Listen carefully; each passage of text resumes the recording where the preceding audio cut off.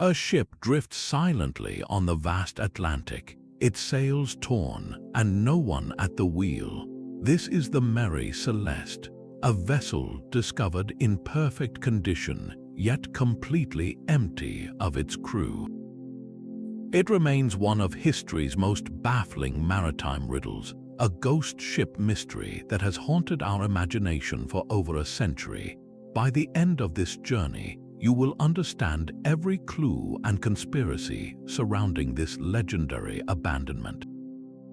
We will explore why a respected captain would forsake his sound ship and what terrifying chain of events could make 10 people vanish without a trace. What does a silent, empty ship truly say about the secrets the ocean can keep? The Mary Celeste began her life as the Amazon, a sturdy brigantine crafted from the forests of Nova Scotia.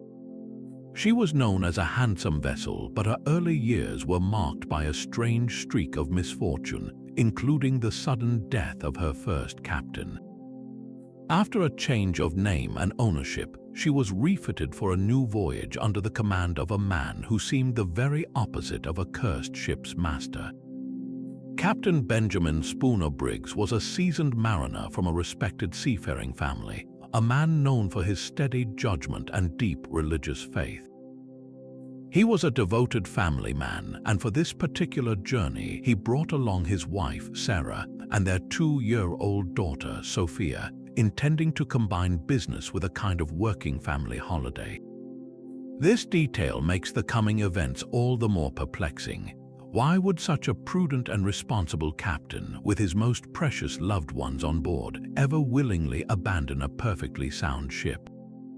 The vessel he commanded was seaworthy and laden with cargo, a commercial shipment of 1,701 barrels of industrial alcohol bound for Genoa, Italy. This was not a treasure of gold or jewels, but a volatile, practical cargo, and the Mary Celeste was a working ship on a routine delivery. Everything was in order, everything was normal, which is precisely what makes the silence that would soon surround her so profoundly unsettling. On a crisp November morning in 1872, the Mary Celeste eased away from her pier on New York's bustling waterfront. The 7th of November was a day like any other in the great port, filled with the shouts of stevedores and the scent of salt and tar. Captain Briggs stood on her deck, a picture of quiet confidence with his family by his side. His wife, Sarah, and their little daughter, Sophia, were not just passengers but part of the ship's heart. Along with them were 7 experienced sailors, a hand-picked crew that shared the captain's reputation for competence. The mood was light, the work routine. They were bound for Genoa, Italy, carrying a commercial load of industrial alcohol, a straightforward delivery across a well-traveled sea. This was the very image of a normal, professional voyage, a scene repeated countless times in an age of sail and steam. Nothing in the clear sky or the calm harbor hinted at the profound and chilling silence that would soon become this ship's only legacy. Just over 3 weeks later, another vessel was cutting through the same stretch of open ocean. The British brig Dei Gratia was also on a commercial run, her holds filled with a cargo of petroleum. Her captain, David Morehouse, was a seasoned and respected mariner. And he happened to be a friend of Benjamin Briggs. The two men had dined together before their respective departures from New York, a chance meeting of old acquaintances in the busy port. On the morning of December 5, 1872, the Dei Gratia was sailing steadily about 400 miles east of the Azores. The day was clear, the sea relatively calm. It was the lookout who saw it first, a distant ship that refused to hold a straight course. He called down to the deck, reporting a vessel that was yawing, swinging wildly from side to side as if no one was at its helm. As the Dei Gratia drew closer, the scene became more disturbing. The other ship had its sails partially set, but they were torn and ragged, flapping uselessly in the steady wind. No one was visible on deck, no one answered their hails. The only sound was the creak of timber and the slap of waves against a silent hull. Captain Morehouse would have recognized the vessel instantly. It was the Mary Celeste, the very ship his friend Benjamin Briggs had commanded. The sight of her, adrift and deserted in the vast emptiness of the Atlantic, was deeply unsettling. What terrible event could have forced his prudent friend and his entire family to simply disappear? Captain Morehouse ordered a small boat lowered into the water. First Officer Oliver Devoe and 2 seamen from the day Gracia would make the perilous crossing to the silent vessel. Rowing across the open ocean, the 3 men could only have felt a growing dread with every pull of the oars. The ship loomed larger, a spectral presence creaking and groaning as it drifted aimlessly. They called out again and again as they drew alongside, but their shouts were met with an unnerving and absolute quiet. Grabbing onto the chains, Devoe was the first to haul himself up the side and onto the deserted deck of the Mary Celeste. The scene that greeted him was one of profound and unsettling stillness. The ship was not a wreck, it was a snapshot of a life abruptly abandoned. The wheel spun freely with no hand to guide it. A single lifeboat was missing, suggesting a deliberate, if panicked, departure. But everywhere else, the signs pointed to a routine violently interrupted.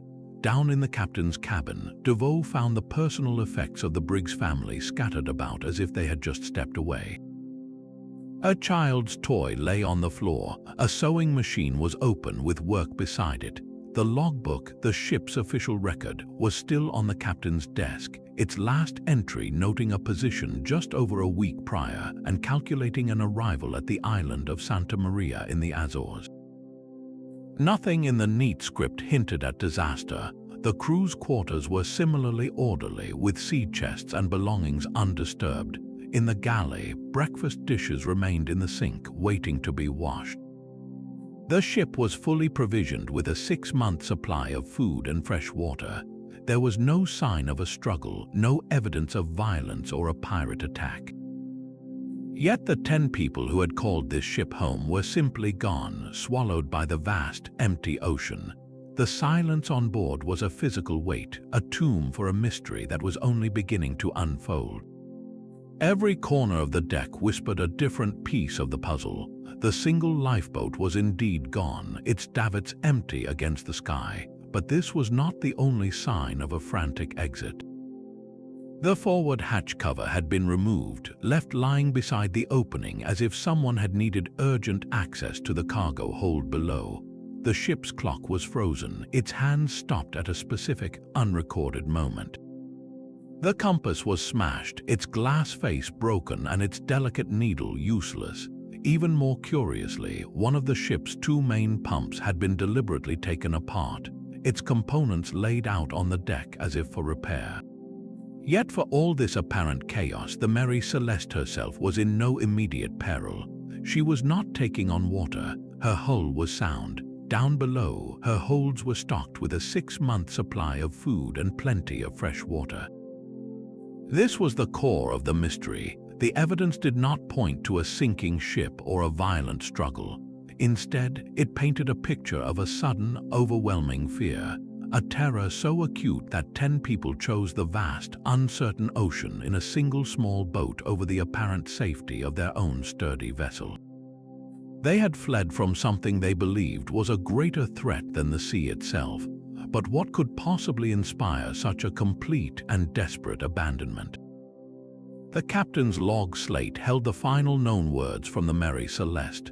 Dated November 25th, its last entry was startlingly mundane. It noted the ship's position just off the coast of Santa Maria in the Azores, a routine navigational update. The handwriting was calm and steady, the script of a professional carrying out his duties. There was no frantic scrawl, no mention of a storm, no leak, and no sickness. It was a record of a voyage proceeding exactly as planned, which makes its abrupt end so deeply confusing. This was not the final message of a doomed crew. It was a simple note about the weather and their progress, followed by a silence that has lasted for over a century. If disaster was imminent, why did Captain Briggs not record it? The log's very normalcy is its most abnormal feature, eliminating so many obvious explanations for what happened next. the ship's navigational equipment told another part of the story, one of potential chaos. The compass in the binnacle was found destroyed, its glass face shattered. A sextant and the ship's chronometer were missing, likely taken by the crew in their haste. Yet the most telling clue was the condition of the ship's pump. It had been deliberately disassembled, its parts laid out carefully on the deck as if someone was in the middle of fixing it.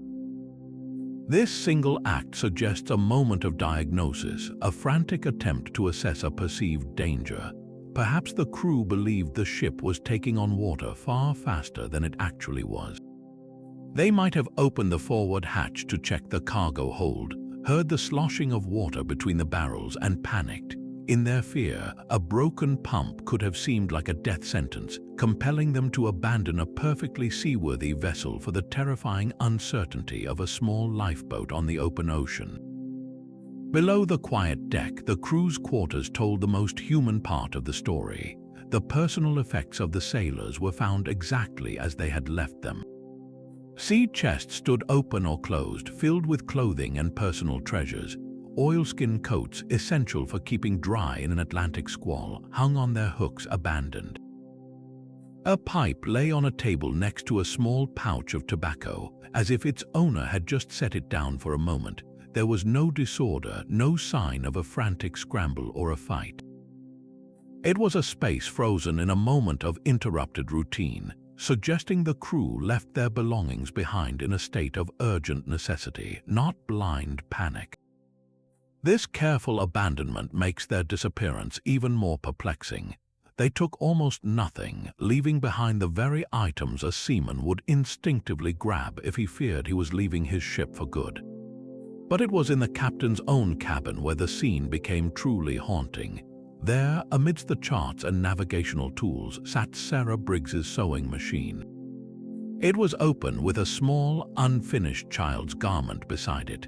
This tiny piece of fabric, intended for their 2-year-old daughter Sophia, is perhaps the most poignant clue of all.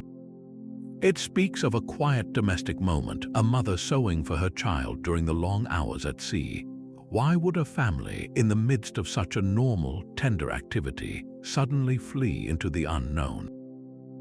These untouched personal items transform the Mary Celeste from a mere ghost ship into a profound human tragedy. They are the echoes of 10 lives, silently asking a question we still cannot answer. What kind of fear is so immense that it makes you leave your child's unfinished dress behind? Below the deck, the ship's true purpose lay in its cargo hold. The men from the Dei Gratia would have carefully lowered themselves into that dark, cavernous space, their lanterns casting long, dancing shadows across the 1,701 barrels of industrial alcohol. The air would have been thick with a sharp chemical smell. Their initial inspection revealed a scene far from catastrophic. The cargo was largely intact and secure. Yet a meticulous count revealed a small but critical anomaly. 9 of those barrels were found completely empty. This discovery would later become a central clue, a spark for countless theories. But crucially, there was no evidence of a major leak, no telltale stains of a widespread spill. The hold showed no signs of a fire or an explosion. There were no blackened timbers, no blast marks, no lingering scent of smoke. This simple fact ruled out one of the most obvious and terrifying reasons for abandoning ship. A raging fire in a hold full of flammable liquid or the thunderous force of an explosion would have left undeniable scars.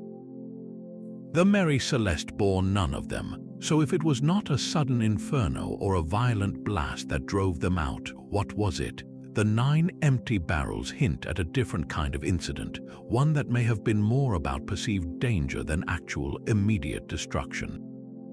The most chilling of all possibilities is that the terror came from within the ship itself. Could the crew have turned against their captain? The idea of a mutiny is a dark and compelling one. Captain Briggs was a man of faith and discipline, a stark contrast to the rough sailors of his era. Perhaps his strict command bred resentment among the 7 men, leading to a violent uprising. The missing lifeboat could support this grim theory. What if the mutineers, after overpowering the captain and his family, commandeered the boat to escape, leaving the Mary Celeste to drift as a silent witness to their crime? A single piece of evidence seemed to give this idea weight. A sword was later discovered beneath Captain Briggs's bed, its blade bearing a suspicious mark. Was this the murder weapon, hastily hidden after a bloody confrontation?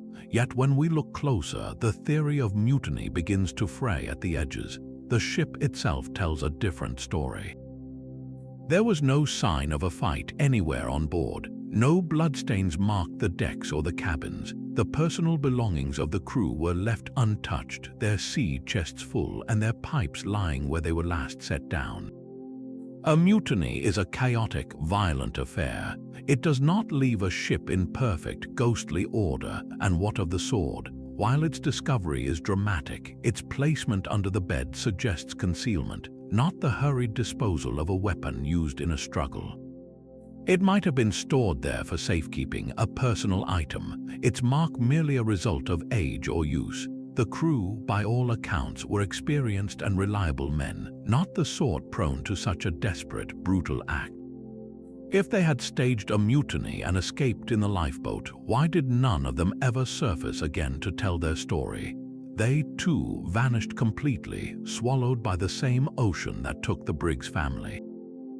The silence points not to human violence, but to a shared, overwhelming fear that united everyone on board against a common, invisible enemy. Perhaps the most compelling theory lies not in monsters or mutiny, but in the cargo itself. Imagine the crew going about their duties, the ship rocking gently on a calm sea, when a strange, sweet odor begins to permeate the air. It is the smell of alcohol fumes seeping from the 9 empty barrels in the hold. Industrial alcohol is highly volatile, and in the confined, wooden space of a sailing ship, its vapors can build to a deadly concentration. A single spark from a galley stove, a struck match, even the static from a woolen blanket could ignite the entire hold in a cataclysmic fireball. Captain Briggs, a prudent and knowledgeable sailor, would have known this danger intimately. He might have ordered the forward hatch opened to ventilate the hold, which would explain why it was found removed. The disassembled pump could have been part of a frantic effort to measure the water in the bilges, the crew misinterpreting the sloshing sound between the barrels as a much more serious leak. Convinced that an explosion was imminent, the captain would have faced an agonizing choice. His only logical move would have been to get his family and crew as far from the ship as possible as a temporary precaution. He would have ordered everyone into the single lifeboat, perhaps with the intention of staying tethered to the Mary Celeste by a long tow line, waiting at a safe distance for the fumes to clear.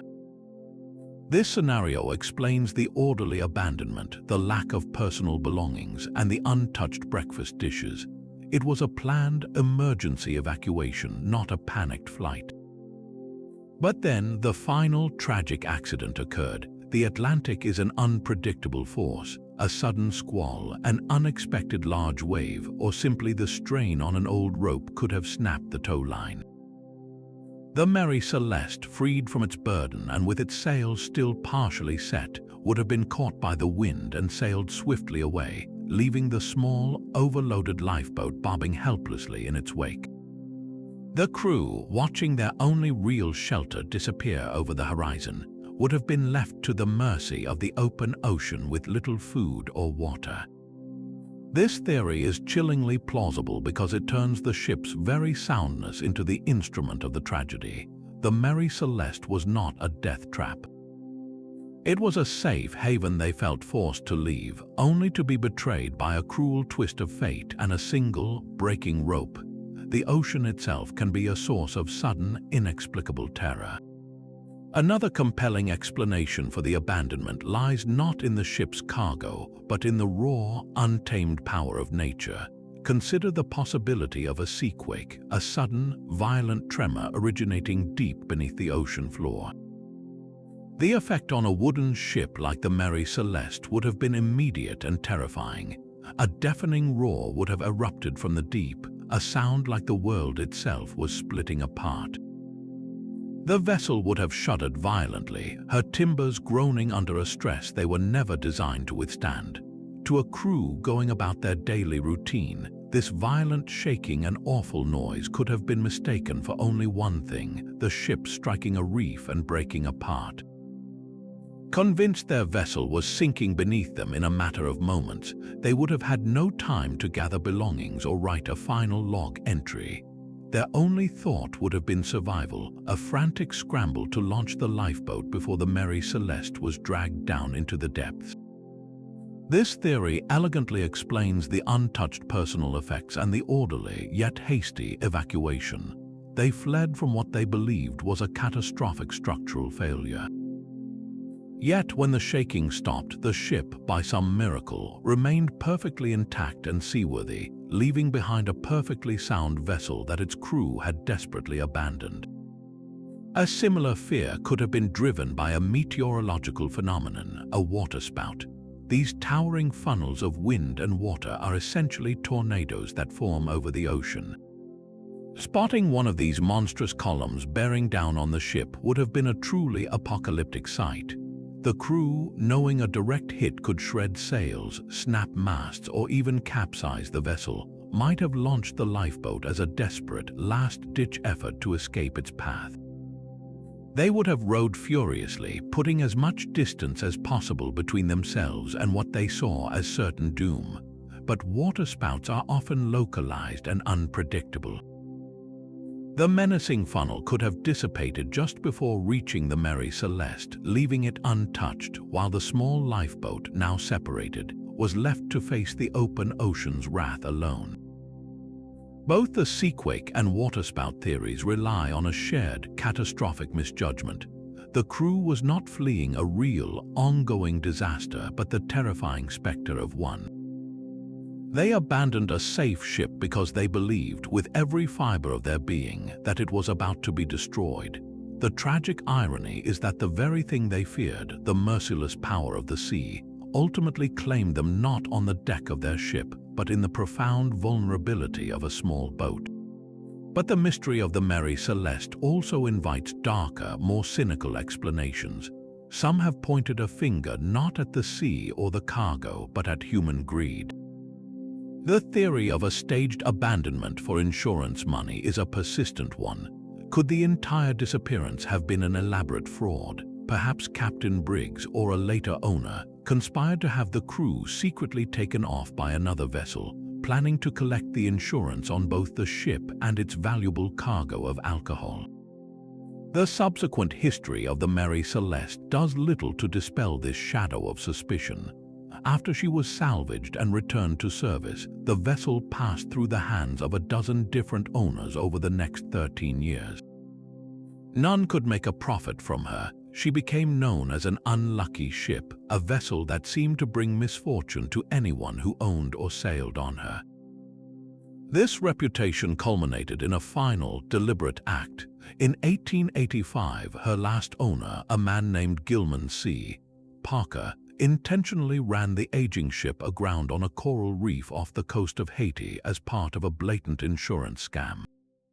He and his co-conspirators were caught and put on trial, lending a grim credibility to the idea that the ship was somehow entangled with fraud from the very beginning.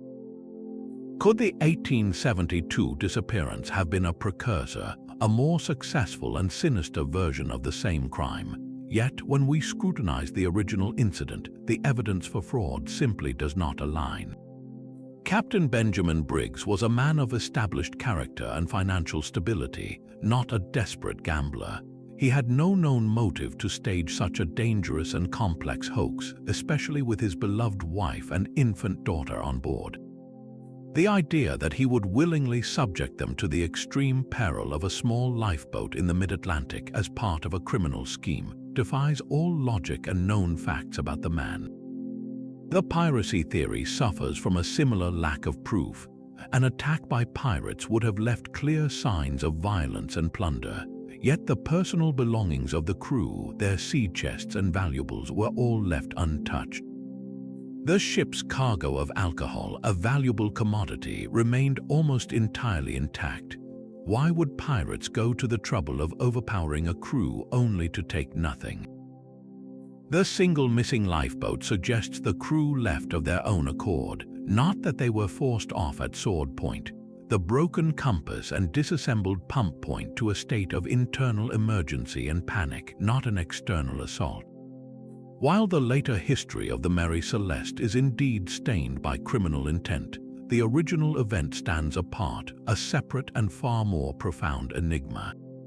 The shadows of fraud and piracy ultimately fail to explain the quiet, orderly terror left behind on that deserted deck.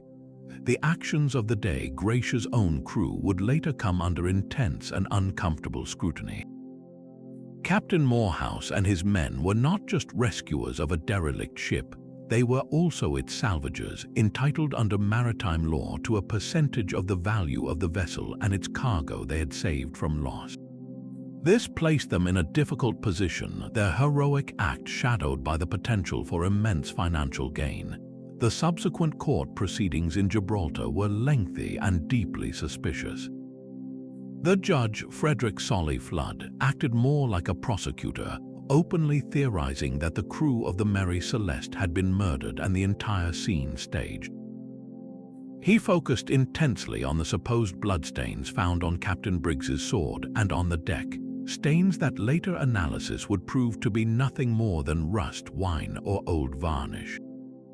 He questioned why the Dei Gracia's crew would risk a dangerous mid-ocean boarding in the first place, implying their story was a cover for something far more sinister.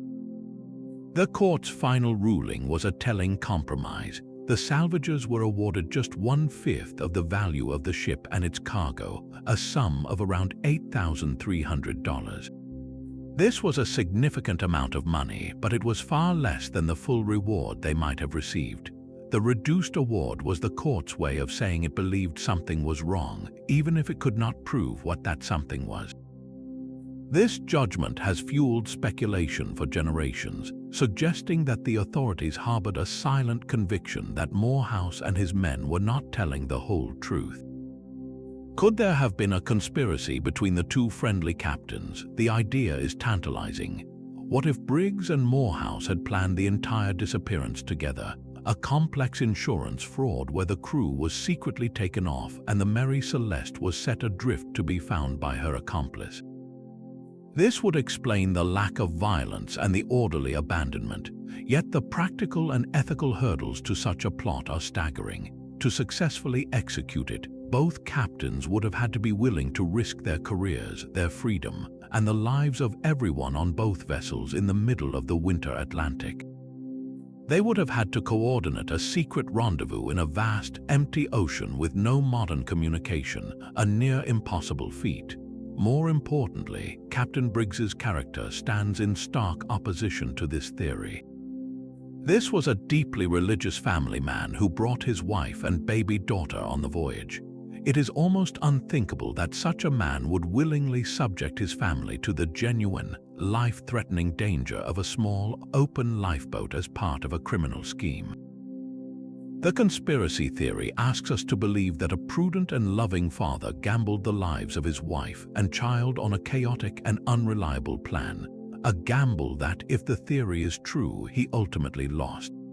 The court's suspicion and the reduced salvage award created a cloud of doubt that has never fully lifted, but the weight of the evidence points away from a coordinated crime and toward a shared, tragic misunderstanding of a very real, but ultimately non-lethal danger. The official inquiry in Gibraltar was anything but a simple salvage hearing. It became a stage for one man's unwavering conviction that a terrible crime had been committed at sea. The Admiralty Proctor, Frederick Solly Flood, was not a man inclined to accept simple answers. He scrutinized the evidence from the Mary Celeste with a deeply suspicious eye, convinced he was looking at a meticulously staged scene. He focused on the sword found in the captain's cabin, pointing to what he believed were bloodstains as proof of a violent mutiny. He questioned the state of the ship's hull, searching for hidden damage that might indicate a collision or a struggle. For Solly Flood, the orderly abandonment was not a sign of a panicked evacuation, but a calculated performance designed to conceal murder and piracy. His theory was compelling and dark, suggesting that the crew of the Dei Gratia themselves might have been involved, that their story of finding a ghost ship was a lie to cover their own bloody deeds. The court proceedings stretched on for months, turning the mysterious abandonment into a potential criminal case. Yet, one by one, his key pieces of evidence crumbled under examination. The stains on the sword and the deck were analyzed and found not to be blood at all, but common substances like rust or dried fruit juice. No hidden damage to the ship was ever discovered. Despite the proctor's fervent arguments, he could produce no physical proof to support his grim narrative. In the end, the court was left with only the silent, perplexing facts of the case. They issued a final ruling that was as ambiguous as the mystery itself, officially attributing the fate of the crew to an act of God. This was a legal term for an unforeseeable natural event, a conclusion that closed the file without providing any answers. It was an admission that the truth was beyond their reach, a verdict that officially left the door wide open for a century of speculation and wonder. The sea had kept its secret, and the court, despite its best efforts, could only acknowledge the profound and enduring silence. One of the most haunting images of the Mary Celeste is a complete fiction. The story of a breakfast table laid with steaming tea and uneaten porridge, of a ship abandoned in the very middle of a meal, never happened. This poignant detail, which suggests a terror so sudden it interrupted the most basic human routine, was the invention of a young doctor and aspiring writer named Arthur Conan Doyle. Years before he would create Sherlock Holmes, Doyle wrote a sensational short story about a derelict ship he called the Mary Celeste. In his tale, he described a table set for a meal, the food still fresh, creating an atmosphere of supernatural and instant disappearance. His story was a work of brilliant fiction, but it was so compelling that it seeped into the public consciousness and attached itself permanently to the real vessel. The truth, as recorded by the men who actually boarded the ship, was far less cinematic. Oliver Deveau and his companions from the Dei Gratia reported finding no such scene. There were no plates of warm food on a cabin table. The only mention of a meal was the far more mundane and telling detail of dirty breakfast dishes left in the galley sink waiting to be washed. This small, real piece of evidence suggests the crew had already eaten and had cleaned up, putting them well past their morning routine by the time the emergency struck. The power of Doyle's myth reveals a deep human need to fill silence with story. An empty ship is a blank canvas, and the image of an untouched meal provides a specific, heartbreaking moment of interruption that our minds can latch onto. It transforms the mystery from a simple disappearance into a frozen moment in time, a ghost story. Yet by clinging to this fictional detail, we risk overlooking the actual clues left behind. The real evidence points not to a phantom menace that snatched people away between bites, but to a deliberate, if frantic, decision made by a crew that had already finished their breakfast and moved on with their day. Why has this particular fiction proven so durable, and what does our attachment to it say about the way we remember this tragedy? The sea gave up the ship, but it never returned the people. At the heart of this enduring riddle lies a profound human tragedy, the complete and utter vanishing of 10 souls. Captain Benjamin Briggs, his wife Sarah, and their 2-year-old daughter Sophia did not simply disappear from a logbook. They were a family sharing a small cabin on a long voyage, their lives intertwined with the 7 experienced sailors who served under them. These men had names, histories, and families waiting for them. Their collective fate is the true core of the mystery, a personal loss that transcends the ghost ship legend. Following the discovery of the Mary Celeste, searches were conducted across the vast expanse of the Atlantic. Other ships on the same trade routes were alerted to keep a watch for a lone lifeboat or any sign of survivors. Yet nothing was ever found, not a single piece of wreckage from the small boat, not a solitary oar, not a scrap of clothing. The ocean offered no clues, no bodies, and no final answers.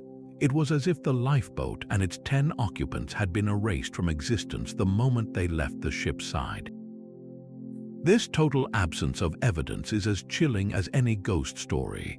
We are left to wonder about their final hours in that tiny, open craft. Did they watch in despair as the Mary Celeste, their only real hope, sailed away over the horizon? Did they face the elements with courage or succumb quickly to thirst and exposure under the relentless sun? The silence from the deep is absolute, a void that refuses to yield even the smallest confirmation of their end. This lack of closure transforms the mystery from an intellectual puzzle into a deeply human ache.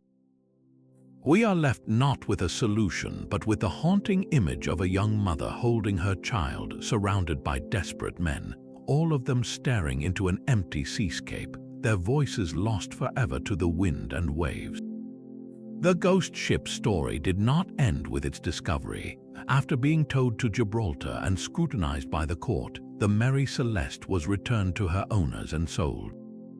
Her next chapter was a long, slow descent into obscurity and ill fortune. She passed through the hands of no fewer than 17 different owners over the next 13 years. None could tame her reputation or turn a consistent profit. Sailors, a superstitious lot by trade, began to speak of her in whispers. They called her an unlucky vessel, a cursed ship haunted by the silent ghosts of the Briggs family and their crew. This stain of misfortune clung to her timbers, making it difficult to find reliable men to sail her and profitable cargoes to carry. She became a commercial pariah, a floating reminder of a mystery no one could solve, her very name a synonym for bad luck on the high seas. Her final owner was a man named Gilman C. Parker, who saw in the aging brigantine not a vessel for honest trade, but an opportunity for a quick and criminal profit. In January 1885, Parker loaded the Mary Celeste with a cheap, over-insured cargo of scrap rubber and old boots. He then deliberately ran the ship hard onto a well-known coral reef off the coast of Haiti, a blatant and clumsy attempt to commit insurance fraud. The scheme was immediately transparent to the investigators who arrived on the scene. The wreck was in shallow, calm water, and the damage was clearly intentional. Parker and his conspirators were put on trial for the crime. Though they were ultimately acquitted on a technicality, the court of public opinion delivered its own verdict. The Mary Celeste, a ship whose name would become legendary for its mysterious abandonment, met its end in a sordid and dishonest act. There is a dark poetry in this final chapter.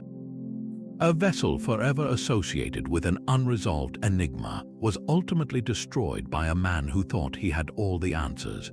A man whose greed created a final, fittingly disreputable mystery for a ship that never seemed to escape the shadows. The legend of the Mary Celeste proved far more durable than the ship itself.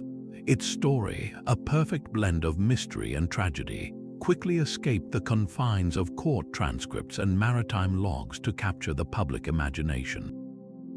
At a time when global communication was accelerating, the tale of a sound ship found sailing without a soul on board tapped into a deep, primal fascination with the unknown. It was a real-life ghost story, a puzzle with no solution, and the press of the era sensationalized every detail, transforming the event from a mere maritime incident into an enduring cultural icon.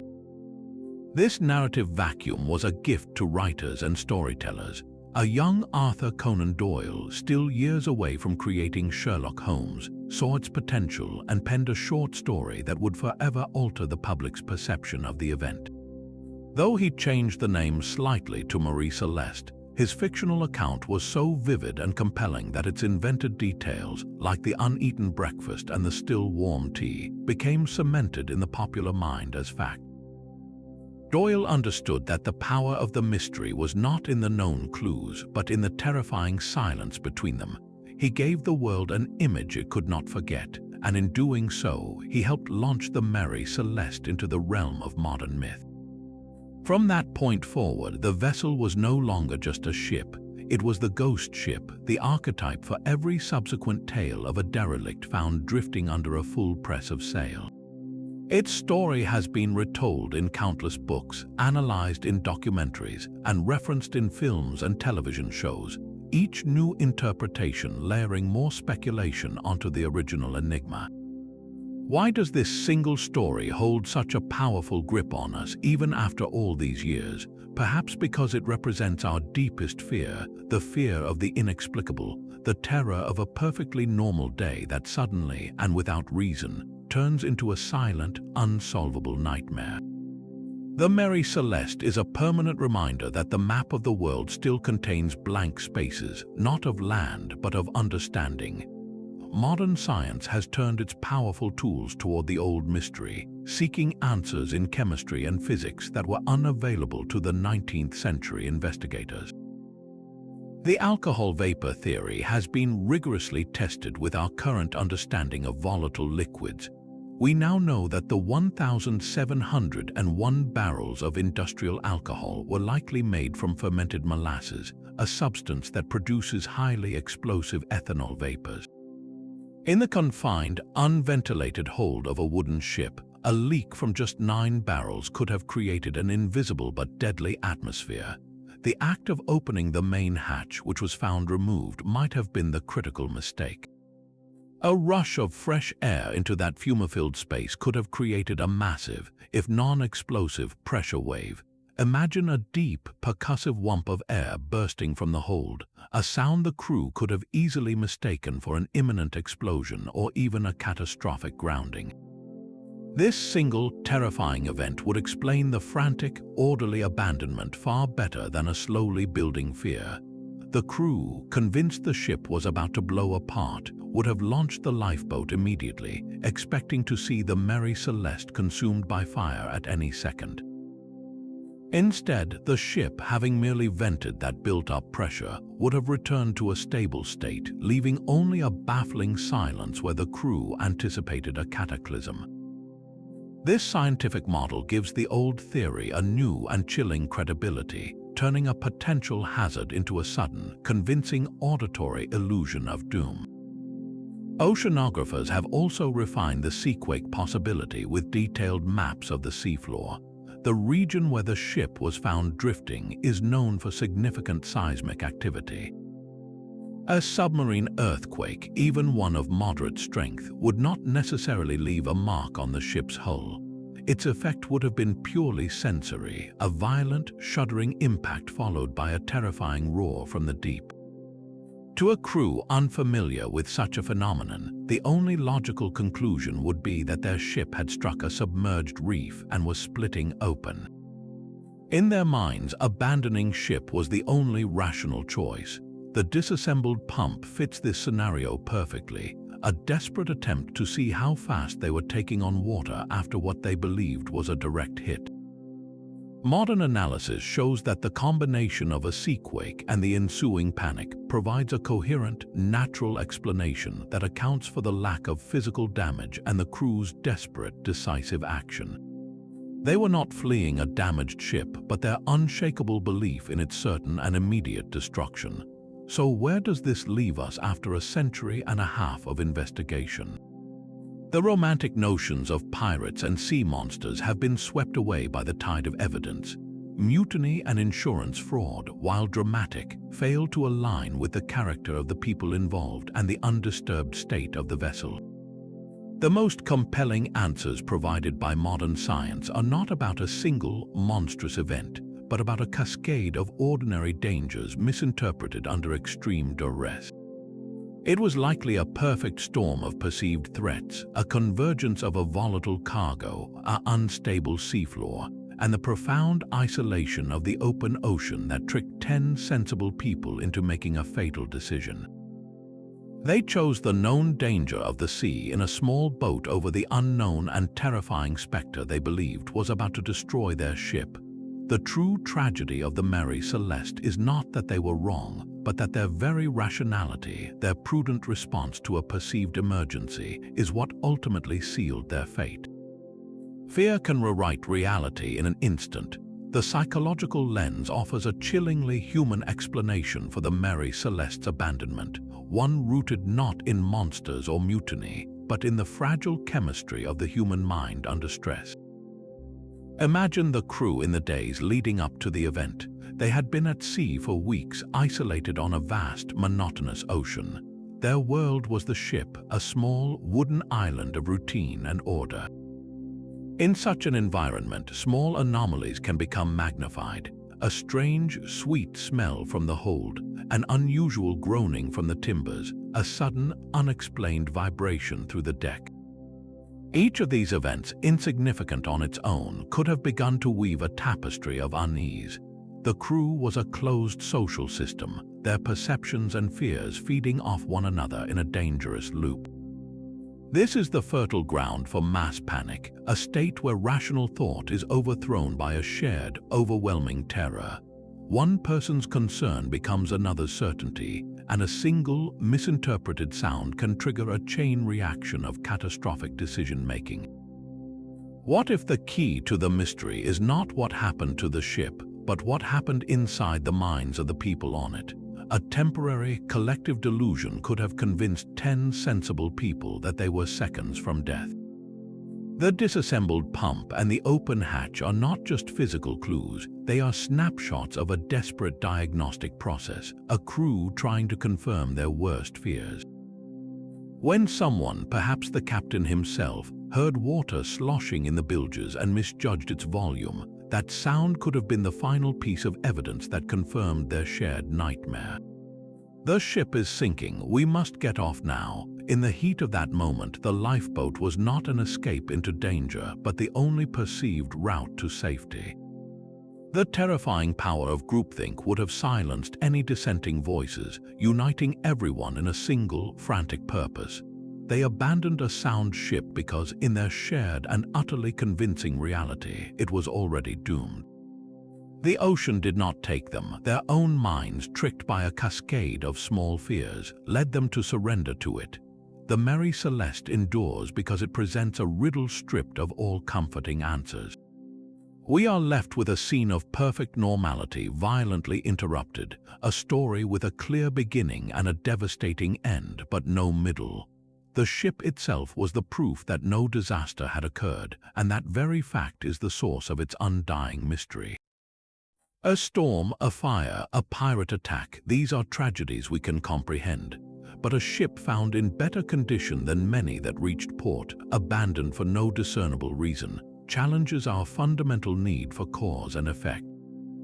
It suggests a universe where sensible people can make a decision that, from our vantage point, seems utterly irrational, and then vanish without leaving a single clue to justify their choice. This is not a ghost story about a haunted ship, but a human story about a single, catastrophic error in judgment. We see ourselves in Captain Briggs, a good man trying to protect his family, and we are forced to wonder what we would have done in that same moment of absolute terror. The mystery persists precisely because every theory, from the scientific to the supernatural, feels both possible and incomplete. The empty lifeboat davits are a question mark that every generation feels compelled to answer anew, projecting its own fears and fascinations onto that silent, waiting deck.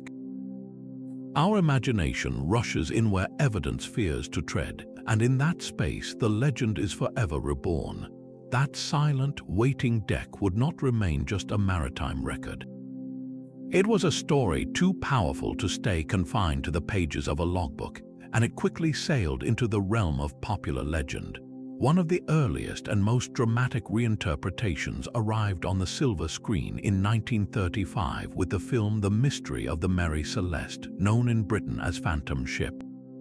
This movie took the bare bones of the historical event and draped them in the cloak of a horror thriller, casting the iconic Bela Lugosi as a vengeful sailor.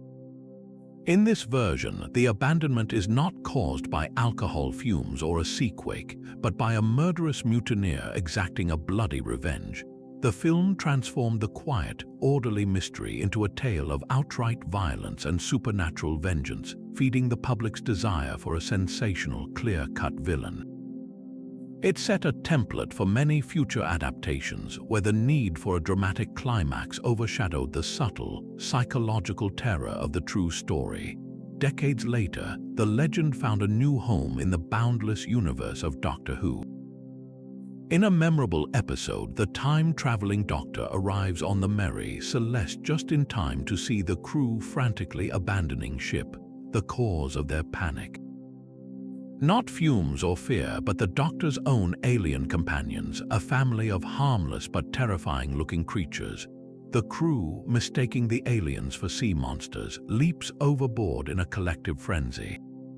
This clever take plays directly with the core of the mystery, suggesting that the crew fled from something completely beyond their understanding, a fear born of the unknown rather than a tangible threat.